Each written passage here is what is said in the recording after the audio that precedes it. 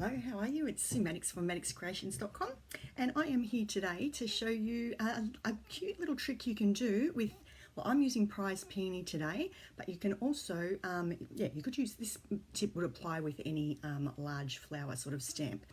So it's a great way to get a little multicolour effect with your stamp.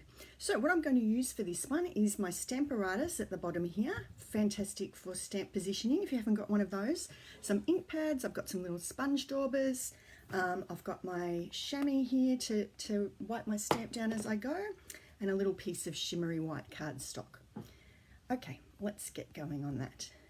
So what I need first is my big flower here. So I'm going to grab out this one, pop my cardstock down in the corner here, with a little magnet to hold him in place, and I want this to end up, where are we? About here, I think. So get him roughly into position, make sure your stamp's clean when you do that. Press down with our little plate, and then he should be all stuck and ready to go. Okay, now my first colour that I'm going to use is, let's get that all in position, is the Petal Pink. So beautiful soft pink, actually a little bit more of a sort of a peachy pink, I think, this one. So we'll give this a good coating. We want the whole lot of it to be covered. And the nice thing about using the Stamparatus is if you do happen to miss a bit, you can just zip on over and try him again if you've got him all held in place nicely. So we'll press him down. Oh, there we go. Okay, now I want to add a few other little colours into that. So this is where my sponge daubers come in. So let's grab out one of those. So first thing I'm going to do is put a few little darker pieces on that flower. So I'm getting out my Rococo Rose, I don't know, how do we say that, ink pad. Got a sponge dauber here. I've got to get a little system going for I was looking at one of my friends had a gorgeous little holder with all of her sponge daubers in them, all labelled up nicely. So I think I might have to do that. So all I'm doing now is just dabbing my ink dauber, and then I'm just going to pop a few little darker bits on with the sponge dauber there. This is one of those ones where it just sort of turns out a little bit differently every time you do it, so it's a nice one to just experiment with. So I've just daubed a few little dark bits on there. So now I'm going to pop over again, and now I've got some darker little bits on my flower. Okay, actually I've missed a little bit there. Let me just get, where is that? It's this little end of the flower. We might get him a little another colour of ink there. Is that the right spot? Oh no, it might be a leaf actually. Hang on. We'll get him when we do the leaves. Okay, oh, that is a bit darker there.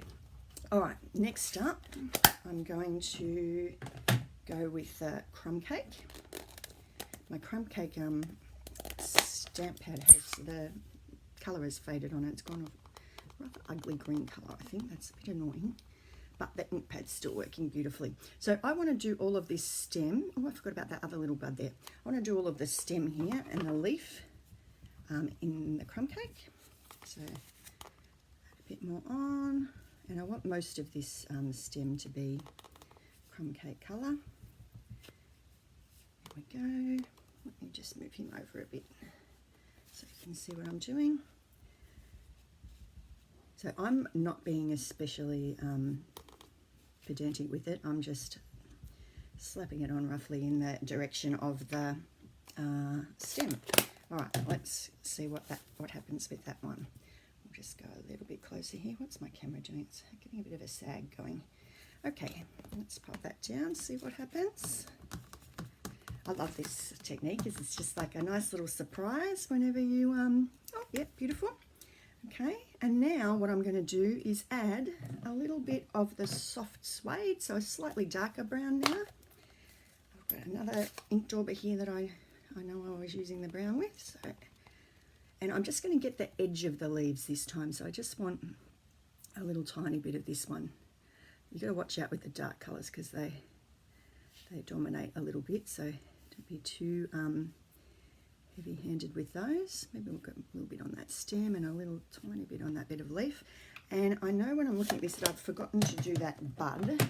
So while I'm at it, I'm just going to put a little bit more of that Rococo Rose on the bottom of this bud here. Doesn't really look like much is going on, but once you flip it over, it's like, oh yeah, no, it has gone on. Hi Marie. Oh, sorry, can't read that. I've got my glasses on today. Marnie, how are you? Good to see you. All right, let's have a little press. And voila. Okay, so that's coming up quite nice. I like this one. So yeah, just a great way to just add, I can't wait to try this technique out with some different colours. I'm just going to go in a little bit closer so you can see that flower a little bit better, but you'll see he's got lots of different shades in there. Just creates an interesting effect. I've been doing some using this where are we? Let's zoom back out again. I've been using this stamp set and colouring it in with the blend, so that's a lovely technique as well. But I thought this was just a different style of thing you can do with it. Let me show you what it looks like on a finished card. So this one's a little bit lighter, and here we go. We've got, yeah, that's basically all those same colours that I used before. I've just popped a little frame of the Petal Pink around there. It's on a Crumb Cake base, and it's just a little touch of the Crumb Cake base showing through. What else have I done in there? I've got a little bit of stamping in the background there. There's the little script stamp. I can't actually remember what that's from. I'll have to go and have a look. And another little texture sort of stamp I like to the back just to give a little bit of interest there. So that's one technique. Yeah, weather is pretty nice here today, Marnie. Actually, it's quite nice and sunny outside. Let me just show you another card. So this one, I've actually used this same technique on this card, but it's a little bit more subtle. I've just stamped it with Crumb Cake, and then I just added a tiny little bit of soft suede just for a couple of darker patches, but it's very, very subtle on that one. So just a nice simple card. I've used that nice wood plank embossing folder in the background, and this is a nice stitched rectangle here. I'd got a couple of little dark bits on the side of that, so I sponged right around the edge of the stitch rectangle, so that sort of blended in well. And lucky last, one other technique, while I had all of these same bits and pieces out, I stamped the flower again onto a Petal Pink piece of cardstock, and this time I used I think it was the soft suede I used this time, and then I've just used my Petal Pink, the light and dark Petal Pink Stampin' Blends, and I've just coloured in the flower, and it just gives a nice little soft look there on that card. Once again, a little bit of texture. So this is, what is this? Is it, I think it was actually Whisper White, yep, the Whisper White thick at the background there, and just that beautiful little texture embossing folder, which, to be honest, I can't remember the name of that either. I'm not very good on my names today. I really need to write down the things. I love this set, Marnie. I think this is one of my favourites. Yeah, so that definitely, I think this was one of the first on my list. I love these beautiful flowers. I've got so many flower stamps, but you can just never have enough flower stamps, really, can you? Let me show you while I'm here a couple of other things I've got out. So totally different style now. This was the, and now I'm not very organised for this one, so I haven't got the names of anything. But this, I think it was cookies, coffee and chocolate and cocktails or something set I quite liked. And yeah, so I had a little bit of a go with that. So that's quite a fun one to just mix and match the different colours. I had to do a little survey of some of my friends to see what their favourite colour cocktail was. I've got the brick embossing folder in the background there. And this little piece here with the little pointy ends is the rainbow glimmer paper, which is just gorgeous. When I first got it out, I was like, oh my goodness, what am I going to do with this? It's quite bright and lots of colours, but when you just take out a little piece, it just looks beautiful. Just get that nice shaded effect. Here's another one, the same sort of basic style. Yeah, but this time I've just grabbed out a section with the greens, blues, purple. So really, really lovely colour that one is. My light's a bit funny in here today. I think I'm glowing, and I'm not sure if there's quite enough light on these cards. Now, something that I am going to do to these two cards in a minute, I had some leftover cocktail stamps. So I have put this one on this one, so with the little swirly thing there. And I don't know if you can see, let me come up a little bit closer, but I've used the crystal effects, the shimmery crystal effects on this, and it just gives a nice little glossy glossy drink there. So I did quite like that. I haven't done these ones yet. Now you do need to watch when you're doing these because it took ages to dry. I had to ended up stop touching it and leaving it overnight because it was also, if you have used our crystal effects that we had before, this one is a little bit thicker. So it comes out a little bit. Actually, I'll just show you. Let's just do this one here. So it comes in a little bottle like this, cute little bottle. It's got a shimmer in it. It's got a little bit of a fine glitter in it. And let's go here. And it comes out quite thick. I wasn't really sure that I liked it when I first started using it, but it's grown on me now. And yeah, I just did little rows like this, just across and back. It dries clear. Where are we? Let's go around the bottom of the glass here and then fill in all these bits. It is a bit thicker, and so you feel like it's a little bit gloopy, but once it does all dry, it comes up nicely.